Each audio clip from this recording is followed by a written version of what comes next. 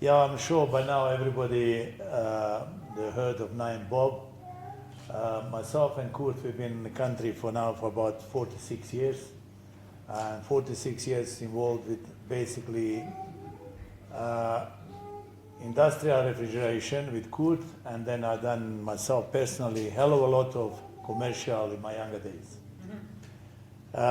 Behind two of us, we can say we got about over 500 projects designed and built throughout African continent. Now that's what Isolde said earlier on about ammonia and how ammonia is good and how bad and so on. Yes, we do agree with that. I cannot say anything bad about ammonia. Not because of any special reason or so on. Ammonia is one of the oldest refrigerants in the world. One of the refrigerants which is started many years ago, before I was born, before Kurt was born. Then was taken off market for some short period of time. Same thing applied to CO2. And then eventually, obviously, world is growing, everything getting bigger and bigger, and it's absolutely impossible to do that big plants around the world from a normal commercial side, which is a Freon installation, what everybody knows here. Now, ammonia will never die. That's one thing for sure, I can guarantee everybody. It can only get bigger and bigger and better. And now, obviously, by phasing out a lot of these commercial refrigerants and so on, actually what is happening, they're giving that open doors for ammonia installation, for cascade system, which you guys have been already in training, you know what it's all about.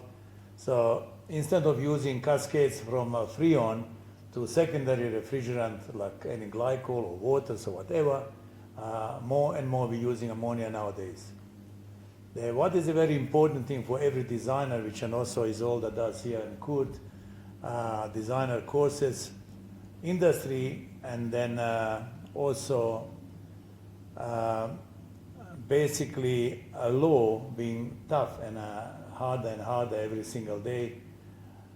We're looking for people who can design plant, biggest plant with smaller quantity of ammonia.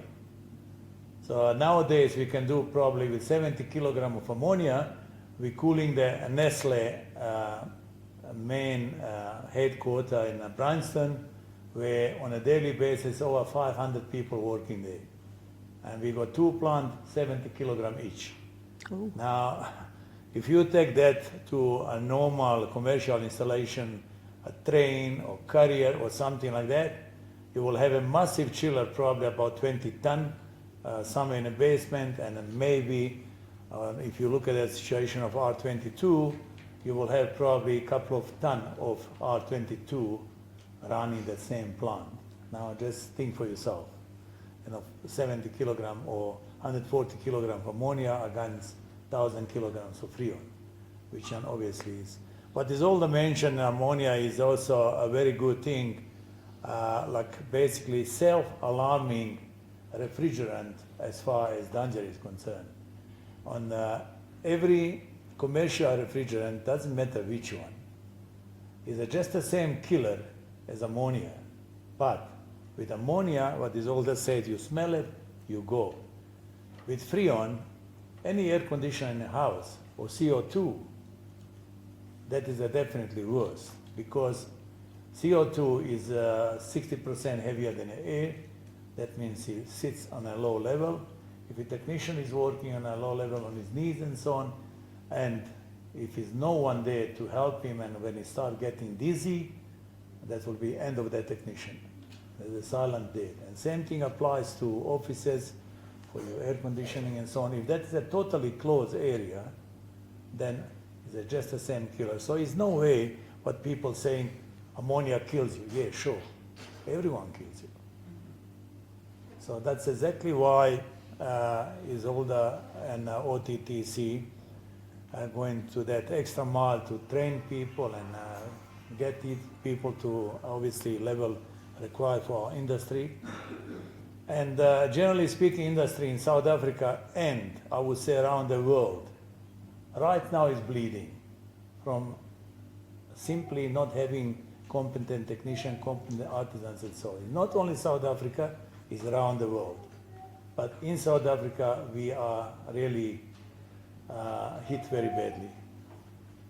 But that man from Congo, from Swaziland, did a lot of their plant and everything there. That Congo is one place in entire African continent which are supplying syrups for everyone, for entire Africa. Now just imagine.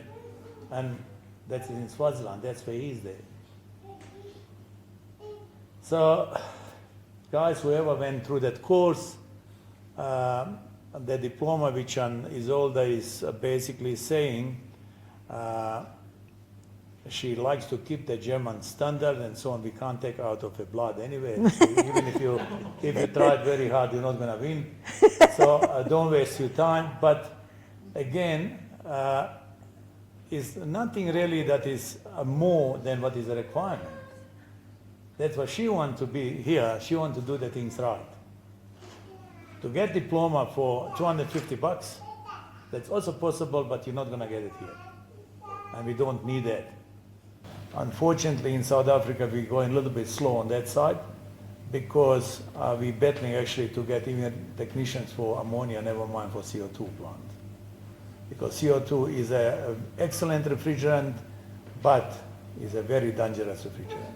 And all I can say to OTTC and Isolde, well done and thanks very much for your input in the industry of South Africa, because that is going for a good number of years.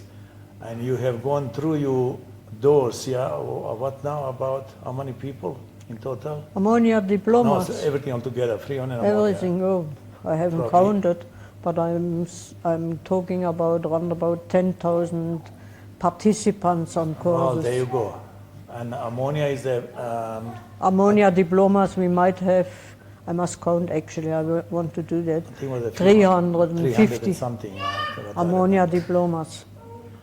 So that is an excellent contribution to South African industry and to South Africa as a country. And I think really congratulations. Accident-wise in South Africa, how many accidents can you count? There was a few accidents in South Africa, but comparing with the rest of the world, probably we got a smallest number of accidents than anybody else. The biggest one, which they don't talk very much, so like United States, they got a hell of a lot of accidents. In China, you're not going to know about them, and so on. But in South Africa, major accident, there were only a couple of them, purely caused by negligent people, nothing else. Like Potchefstroom and so probably untrained. Well, I mean, you can take the both sides. Yeah. Also untrained, not being trained, and also negligent. More negligent than anything else.